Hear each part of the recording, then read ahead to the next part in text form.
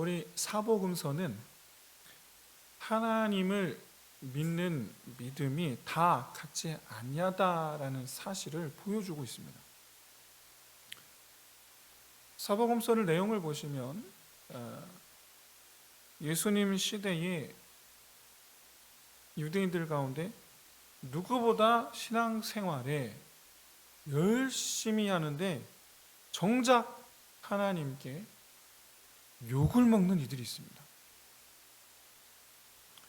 남들 하지 않는 금식도 매주 3일씩 금식을 하고, 남들은 그저 살기 바쁜데 자기는 성경 연구 모임을 열심히 합니다. 여러분 가만히 한번 생각해 보세요. 금식도 열심히 하고 성경 연구도 열심히 하고 이런 사람이 칭찬받겠습니까? 아니면 그저 그냥 자기 그냥 살 길 바쁜, 그래서 성경 한번 들여다보지 않는 그런 사람이 칭찬받겠습니까? 그럼 과연 둘 중에 누가 칭찬받을까요? 당연히 열심히 하는 사람이 칭찬을 받아야죠. 그런데도 불구하고 그런 이들이 예수님께 욕을 먹죠. 뭐가 문제일까요 도대체? 밤낮없이 예수님을 쫓아다녔습니다. 그리고 집을 나와 예수님을 쫓아다니느라 가족들 나 몰라라 하고 그렇게 예수님을 쫓아다녔습니다. 오늘날로 따지면 밤낮없이 그냥 교회에서 사는 분들, 그렇죠? 뭐 새벽 예배, 수요예배, 금요예배, 주일예배, 주일 오후 예배, 모든 예배 빠지지 않고 예배를 드리는 사람들, 그런 사람들이 바로 그런 경우에 해당되지 않을까요? 밤낮없이 주님 쫓아다니는 사람들. 그런데 예수님은 그런 이들에게 이렇게 말씀하시죠. 너희가 흩어지게 되리라. 흩어지리라. 실제로 그렇게 열심히 했던 이들이 예수님께서 붙잡히시니까 깨진 유리처럼 완전히 흩어지죠. 사방팔방으로 흩어져 버립니다.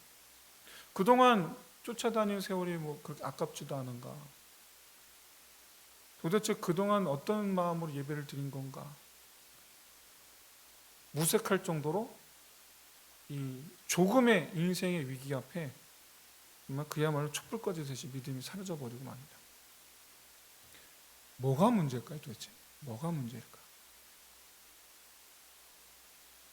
여러분 믿음, 어떤 믿음인가? 믿음도 구분할 수가 있어요. 믿음이 다 같지 않습니다. 믿음을 구분할 수 있는데 최소한의 기준이 있습니다. 최소한의 기준. 그건 바로 누구를 위한 믿음이냐라는 거예요. 누구를 위한 믿음이냐? 하나님을 위한 믿음이냐? 자기를 위한 믿음이냐? 이게 최소한의 구분점이에요. 인간이 가장 이타적인 대상, 우리가 이타적으로 대하는 대상 중에서 대체적으로 뭐 전부가 그런 건 아니지만 대체적으로 자기 자식에 대해서만큼은 이타적으로 대합니다. 대부분 사람들이. 보통은 자기 자식에게만큼은 자기의 시간, 가진 물질, 그리고 자기의 어떤 노력, 이런 것들을 양보하는 수준이 아니고 말 그대로 아예 그 모든 것들로 자기 자식에게 초점을 맞춥니다. 기꺼이 쓰고 기꺼이 시간을 내주고, 밤에 강남의 뭐 학원들 뿐만 아니고 심지어 우리 교회 앞에 또 저녁 여러분 한 10시쯤에 와보세요. 차들이 쭉 서 있습니다. 여기 앞에. 여기 학원이 그래도 여기 제법 있잖아요. 있으니까 밤에 10시, 11시쯤 오시면 여기 그 차들이 학원차뿐만 아니고 승용차들이 여기 쭉 서 있습니다. 데리러 와요. 모르셨죠? 밤에 여기 바빠요. 학원들 때문에. 진화 찬양이라는 이름으로 찬양 사역을 하고 있는 홍진희 집사의 간증을 들었습니다. 농업과 관련한 일을 하는 그 남편 때문에 현재 아프리카 탄자니아에서 살고 있는데, 한국엔 한 명도 없는, 그야말로 말도 통하지 않는 나라, 거기서 유산을 2번이나 경험하게 되었다고 합니다. 그러다가 3번째 임신을 했는데 간절히 기도하며 정말 지켜내는데, 셋째를 지켜내는데 온 힘을 다해서 결국 은혜 가운데 셋째, 엄밀히 말하면 첫째를 얻은 거죠. 그런데 그날 이후로 오히려 더 큰 고통이 찾아오게 되었답니다. 지금까지 자기는 온전하게 자기에게 주어진 시간, 자기에게 주어진 모든 것들을 다 자기를 위해서 살아왔는데, 하루아침에 다른 사람을 위해서 살게 된 것을 받아들이지 못하고 내가 왜 이렇게까지 해야 되나? 극심한 우울증이 찾아온 거예요. 한국에는 아무도 없는데, 말통해서 아무도 없는데. 첫째를 낳을 당시 독일에 있었다고 합니다. 원래 말이 통하지 않아서 원래 바깥에 잘 나가지도 않았는데, 이 첫째 딸을 낳은 뒤로는 아예 바깥 출입을 안 하게 된 거예요. 아예. 그러면서 이 온 세상에서 나 홀로, 정말 좁은 공간에 나 홀로 갇혀 살게 되면서 외로움과 자기의 자유를 다 잃어버린 심적 고통과 이런 부분에 사로잡혀서 견딜 수 없이, 그래도 본인이 신앙인에게 하나님께 매달려 기도하고 그런 삶을 살기 시작했다고 합니다. 근데 어느 날 울며 기도하다가 어린 딸을 데리고 하나님을 찬양해야 되겠다, 찬양하기 시작하는데, 내가 원하는 대로 살지 못하고 아무데도 가지 못하는 이 삶, 그러나 하나님께서 내게 이 귀한 생명을 주셨고, 그리고 또 지금 이 시간 또 지금 나와 함께 하심을 내가 감사합니다. 말은 감사하지만 속은 괴로웠던 거죠. 괴로움을 안고 그렇게. 그런데 지금은, 수년이 지난 지금은 4번째 임신을 하게 돼서 둘째를 얻게 해주셨고, 그리고 지금은 살고 있는 탄자니아에서 지구 반대편에 이르기까지 간증사역으로, 찬양과 간증사역으로 지금은 가지 못할 곳이 없는 전 세계를 돌아다니는 찬양사역자가 되어 있습니다. 이 홍진희 집사의 이 간증에서 저는 2가지 깨달음을 얻었습니다. 하나는 이 세상 모든 남편들아, 도와주지 못할 망정 외롭게는 하지 말아라. 저도 포함해서. 또 다른 하나는, 이게 중요하죠. 이게 중요한데, 사실 우리 모두가 그나마 자식들에게만큼은 이기적이지 않으려고 노력을 할 뿐이지, 말 그대로 우리는 본래 이기적인 존재더라 라는 사실. 원래 이기적인 나 자신을 극복하고 이겨내서 그나마 자식을 돌보는 자리에서 지키고 사는 것 뿐이죠. 자식을 돌보는 게 고통스럽다. 홍진희 집사의 경우 그의 이기심에서 비롯되었던 고통을 하나님께서 덜어주셨을 뿐만 아니라 오히려 고통이 변하여 기쁨이 되게 하시는 은혜를 주신 것이고, 하나님의 은혜인 것이고, 우리는 어떻습니까? 여전히 우리의 이기심으로 말미암은 고통 속에 사로잡혀 있지는 않습니까? 마찬가지로 홍진희 집사에게뿐만 아니라 마찬가지로 사실 하나님 우리에게 이기적인 우리에게 은혜를 베풀어 주셨죠. 바로 우리를 하나님께로 불러주신 거예요. 그게 은혜예요.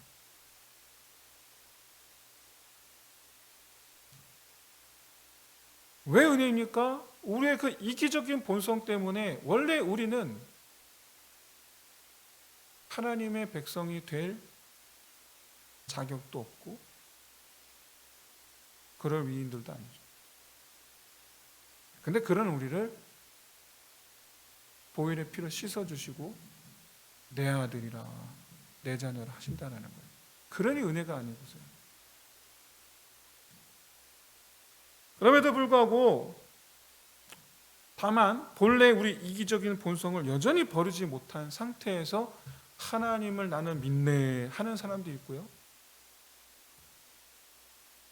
마치 자기 자녀들에게 그렇게 하는 것 같이 이기심을 극복해내고 하나님을 위한 믿음 생활을 하는 이들도 있습니다. 이런 이 믿음의 생활의 이 두 가지 노선에서 여러분 예수님 시대의 유대인들은 과연 어떤 노선에 서 있었을까요?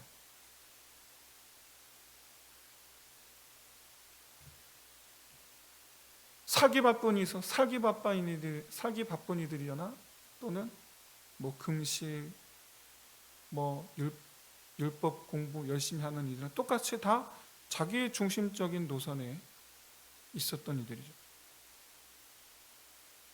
그들에 대한 하나님의 평가가 무엇이었습니까? 안식일은 잘 지켰어요. 안식일은 잘 지켰는데 살기 바빠요. 그런 이들에 대한 예수님의 평가는 불쌍히 여기셨다라는 겁니다. 불쌍히 여기셨다.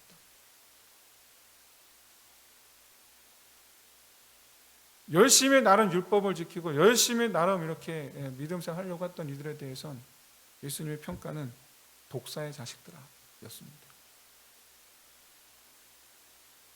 그러니까 열심히 예수님을 쫓아다닌 제자들에 대해서는 너희는 조그만 위기 앞에서도 흩어지리라. 사랑하는 성도 여러분,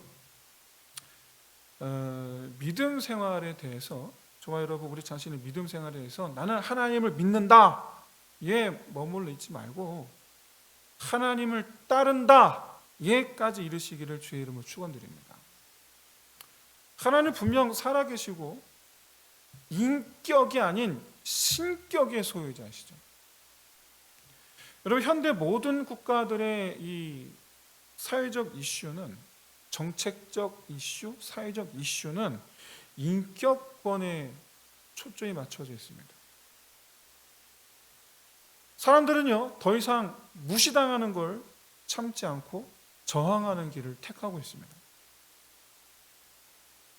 최근 사회적으로 문제시 삼고 있는 페미니즘이라는 것도 사실 그 첫 출발은 여성 인권을 보호하기 위한 운동에서 시작이었어요. 이렇게 우리 사람조차 자기 인격이 무시당하는 것에 대해서 모멸감을 느끼고 저항하려고 하는데 하물며 인격 정도가 아니라 신격의 소유자이신 하나님은 어떻겠습니까? 하나님 무시당하는 걸 참으셔야 되겠습니까? 하나님을 위한 믿음 생활이란 하나님을 존중하고 하나님을 공경하는 것을 말합니다. 다시 말해서 하나님의 입장을 생각하는 그런 믿음 생활을 해야 한다라는 것입니다. 하나님 우리 아버지시죠. 그러면 아버지 입장에서 한번 생각해 보면 사실상 하나님의 입장에서 생각한 그러니까 하나님을 위한 믿음 생활이 무엇인지 여러분 바로 답이 나오지 않겠어요? 아버지를 무시하지 말고 아버지가 어떻게 생각하시는지 생각하고 뭘 결정할 때 아버지하고 같이 의논하고 여러분 하나님께 이런 마음을 가진 사람이 바로 가졌던 대표적인 사람이 바로 아브라함이었습니다. 물론 모든 일에 아버지의 뜻과 내 생각이 같을 수는 없어요. 그럴 때 아버지를 공경하고 아버지를 존중하는 사람은 자기 뜻을 꺾고 아버지 뜻에 따르겠죠. 여러분, 하나님을 위한 신앙생활이 뭡니까? 라는 것에 대해서 여러분 그렇게 이해하기 어려운 게 아닙니다. 다만 이해하기는 어렵지 않지만 실천하기가 어려운 거죠. 마포에 있는 100주년 기념교회 이재철 목사님 은퇴하셨습니다. 그리고 지금은 세계 곳곳을 다니며 이렇게 말씀을 전하는 사역을 지금 하고 계시더라고요. 이재철 목사님께서 하신 말씀인데, 자기하고 오래 함께 신앙생활을 한 어떤 권사님과 함께 식사 교제를 갖고 있었는데, 그 권사님이 갑자기 이런 얘기를 하시더랍니다. 목사님, 제가 처음 신앙생활 할 때는 신앙생활이 그렇게 어렵지 않고 참 쉬웠습니다. 그런데 목사님 말씀을 들으면서 점점 신앙생활이 너무 힘들고 어려워졌습니다. 목사님은 이게 갑자기 무슨 말인가? 깜짝 놀랐는데 뒤에 이어진 권사님 말씀을 들으면서 무릎을 탁 쳤답니다. 목사님 말씀하셨죠. 성도는 하나님 말씀 안에서, 말씀 위에서, 말씀을 향해서 살아야 한다라고. 그걸 몰랐을 때는 신앙생활 하는 게 참 쉬웠습니다. 그런데 목사님 말씀대로 살려고 하니 얼마나 힘들었는지 모릅니다. 그런데 목사님, 쉬운 신앙생활 할 때에는 평안이 없었는데 어려운 신앙생활을 하니까 깊은 평안 속에 살게 되었습니다. 어려운 길을 알려주셔서 감사합니다. 예수님도 말씀하셨잖아요. 넓은 길 가지 말고 좁은 길 가라고. 좁은 길을 가라. 쉬운 길 택하지 마라. 여러분, 우리 성도들 가운데 어려운 길 가는 이들이 있고 쉬운 길 가는 길이 있습니다. 남들 다 하는 만큼만 딱 하는 게 쉬운 길 가는 거죠. 남들 하지 않는 걸 하는 게 어려운 길 가는 거죠. 남들 하지 않는 게 뭡니까? 다른 게 아닙니다. 말씀 위에서, 말씀을 향해서 사는 거예요. 진실로 우리 하나님 아버지 말씀 안에, 그 위에 말씀을 향하여 말씀을 따라 살면 반드시 평안이 임하게 될 줄로 믿습니다. 왜 그렇습니까? 하나님 나라 안에서 사는 하나님의 백성의 모습이 되었기 때문입니다. 신앙생활 한다고 하면서 편하게 신앙생활 한다라고, 쉽게 신앙생활 한다라는 것은 결국에는 하나님 뜻과 상관없이 사는 걸 뜻해요. 하나님 뜻과 상관이 없이 자기 뜻대로, 자기 하고 싶은 대로, 아버지의 의중과 상관없이, 아버지의 생각과 다르면 아버지의 생각보다는 내 생각대로. 이게 쉬운 생활, 이게 쉬운 믿음 생활이에요. 뒤집으면 죄가 이끄는 대로 살면서 몸만 교회를 왔다 갔다 하는 걸 의미하는 겁니다. 사도 바울은 로마 교회 성도들에게 말씀하고 있습니다. 너희 죽을 몸을 죄가 지배하게 내버려 두지 마라. 사도 바울은 믿지 않는 불신자들에게 말씀하는 게 아니고 로마 교회 성도들에게 지금 이 말씀을 하고 있는 거예요. 오늘날 교회가 세상에 대하여 힘을 잃은 이유는 교회가 세상과 같아졌기 때문입니다. 세상 사람들하고 구분이 안 돼요. 똑같아요. 쟤네들이 생각하는 거 나도 똑같이 생각하고 있어요. 쟤네들이 원하는 걸 나도 똑같이 원하고 있고. 구분이 안 돼요. 만약에 교회가 세상과 달랐다면, 성도들이 불신자들과 달랐다고 한다면 비록 핍박이 있을지언정 세상에 대하여는 분명 강한 힘을 가졌을 것입니다. 또는 세상에 대하여 영감을 줄 수 있었을 것이고 바른 길을 제시할 수 있었을 거예요. 근데 지금은 교회가 세상에 대해 바른 길을 제시할 수가 없어요. 교회가 한마디 하면 니네 어차피 우리랑 똑같잖아. 오히려 니네가 우리보다 더 하잖아. 만약 교회가 세상과 달랐다면 많은 이들에게 생명을 얻게 하는 열린 문이 되었을 거예요. 우리 육신은 분명 죄가 지배하던 때가 있었습니다. 왜? 우리는 태어나면서 또 죄 아래 태어나니까. 모든 사람은 다 죄 아래 태어나기 때문에 다 우리 육신이 다 죄의 지배 아래 있었어요. 무슨 말인가? 소위 예수 믿기 전과 예수 믿고 난 다음은 소위 너무나 다른 환경인 거예요. 그렇게 너무나 다른 환경 속에 있던 죄 아래 육신이 은혜로 말미암아 은혜의 환경 속에 들어왔으니 여러분 이게 얼마나 우리가 문화적 충격이 있겠습니까? 쉽지 않아요. 죄의 습관을 버리는 게 쉽지 않습니다. 죄 아래 익숙했던 우리 육신이 은혜의 세상 안에서 곧바로 죄의 습관을 다 버리고 은혜의 그 습관을 따라 산다라는 건 불가능에 가까워요. 그러다 보니 모든 성도들은 필연적으로 죄 아래에서 은혜로 말미암아 하나님의 은혜의 세상으로 옮겨왔는데 필연적으로 은혜의 세상에서 죄의 습관을 따라 살아가는 과정을 겪을 수밖에 없습니다. 단 이제 이전의 삶의 모양을 버리고 점점 버리고 새로운 환경에 적응해 나아가면 되는 거죠. 그러면 되는 거예요.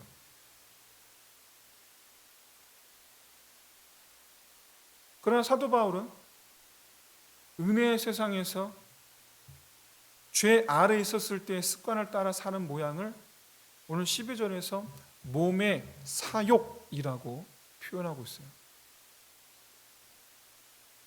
만약에 여전히 믿음 생활한 지 10년 되었는데 20년 되었는데 30년 되었는데 여전히 몸의 사욕을 따라 우리가 살고 있다고 한다면 오늘 이 말씀을 꼭 기억하시기 바랍니다. 이런 몸의 사욕을 버리지 못한 채 교회 출입하는 이들이 얼마나 많은지 모릅니다. 고린도 교회에서는요, 예수 믿는다고 하면서 음욕을 버리지 못하는 이들이 많았어요. 고린도 교회는. 에베소 교회는요, 거짓말, 도둑질, 상업이 발달한 무역 도시거든요. 그러니까 저울을 속이는, 돈을 더 벌기 위해서 거짓말하고, 도둑질인 거죠. 이러한 이 물질 욕심에서 벗어나지를 못하고 있었어요. 성도들이. 사도 바울은 지금 이것이 잘못되었음에도 불구하고 너가 지금 잘못되었어 라고 지금 지적하려는 것이 아니고 그런 상태가 당연하다라는 얘기를 지금 말씀하는 거예요. 우리가 죄 아래 있었기 때문에. 그렇기 때문에 이제는 어떻게 되겠습니까? 이제는 깨닫고 우리 자신의 형편을 깨닫고 우리 자신이 현재 어떤 처진지를 깨닫고 우리가 지금 은혜라는 삶의 환경 속에서 여전히 죄의 습관을 따라 몸의 사욕을 따라 살고 있구나 이것을 깨닫고 이제는 죄에게 너희 몸을 내주지 마라.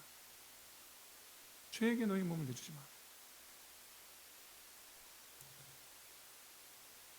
그 이유를 이렇게 밝히고 있어요. 바로 죄에게 무기가 되기 때문이다라는. 죄에게 무기가 되기 때문이다. 우리 몸이 죄의 무기가 된다라는 그 의미는 죄가 우리 몸으로, 우리 육신으로 무언가를 파괴한다라는 거예요. 무언가를. 그게 뭡니까? 내 삶을 망가뜨리는 것이고 궁극적으로 내 영을 파괴하는 거예요. 내 영을. 죄는 하나님과 대적하기 위하여 우리 몸을 사용합니다. 하나님과 대적하려고. 그 결과는 당연히 우리 영이 파탄나는 거죠. 우리의 이기적인 본성을 사용해서 하나님의 뜻을 회방하고 막아서고 파괴하려고 듭니다. 그래서 굳이 비유하자면 죄에게 우리 몸을 내주는 것은, 굳이 비교하자면 그 형편은 칼을 똑바로 든 게 아니고 칼을 꼭 준 것과 똑같아요. 죄에게 우리 육신을 내주는 건 자기를 찌르는 거예요. 자기를. 그런데 반대로 사도 바울이 원하는 것을 말씀하고 있는 것처럼 우리 몸을 하나님께 드리면 의의 무기가 된다는 겁니다. 의의 무기가 된다라는 것은 반대로 하나님의 뜻을 회방하려는 이 사단마귀의 계획을 부수는 일을 하게 되리라는 것을 의미하죠. 마귀와의 싸움이죠. 우리 자신을 하나님께 내어드릴 수 있는 저와 여러분 되시기를 주의 이름으로 축원드립니다. 우리는 이미 하나님의 은혜 안에 있습니다. 12절에서 그러므로 라는 접속사가 하는 역할이 있어요. 앞에 어떤 내용 때문에 그러니까 이렇게 할 수 있다라는 겁니다. 그 앞에 내용이 뭐였어요? 예수 십자가 보혈의 은혜예요. 예수 십자가 보혈의 은혜 때문에 그러므로 우리가 은혜 안에 있다는 얘기죠.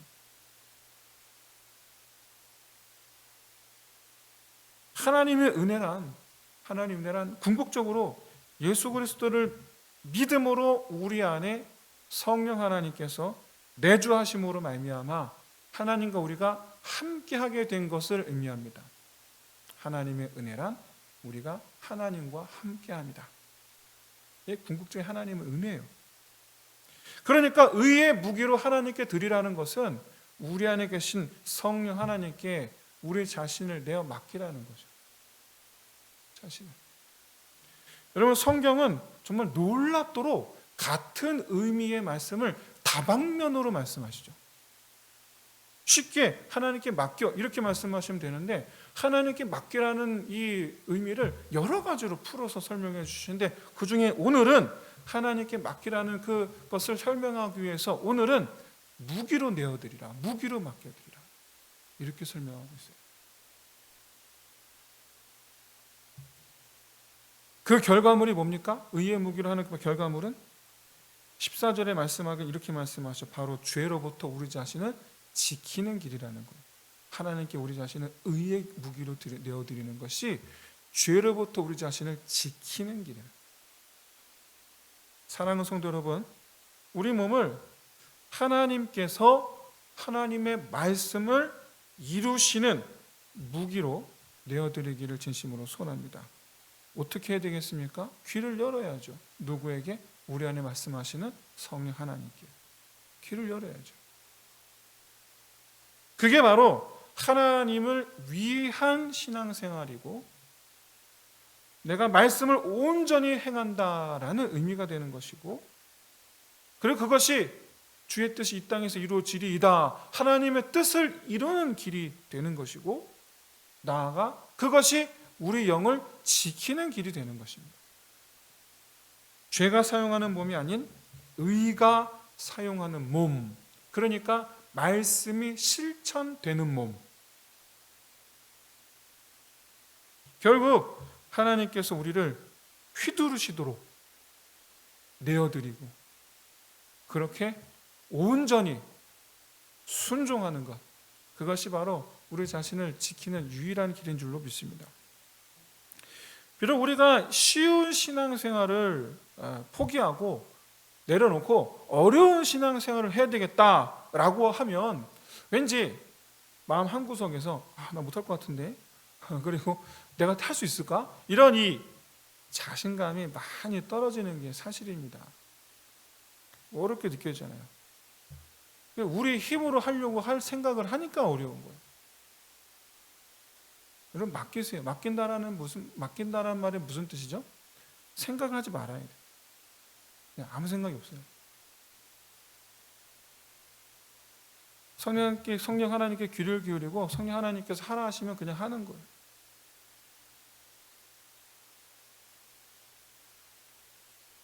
여러분, 하나님께서 우리에게 말씀하실 때에 그게 맞나 틀리나를 생각하는 건 아니지 않습니까? 그렇죠? 하나님의 말씀이 맞아? 틀려? 이거 우리가 생각하는 거 아니잖아요. 우리가 생각하는, 하나님의 말씀 앞에 우리가 생각하는 건 할까 말까요. 할까 말까. 이걸 생각하는 거예요. 이 할까 말까를 누가 주는 겁니까? 마귀가 주는 거죠. 마귀가. 그래서 저는 정말 하나님의 말씀 앞에 온전히 아멘할지어다. 이것이 우리에게 정말 필요한 자세라는 것을 꼭 말씀을 드리고 싶어요. 온전히 아멘할지어다. 이 말씀을 되짚으면 무슨 뜻입니까? 아무 생각하지 말라는 뜻이에요. 아무 생각하지 말아라. 네.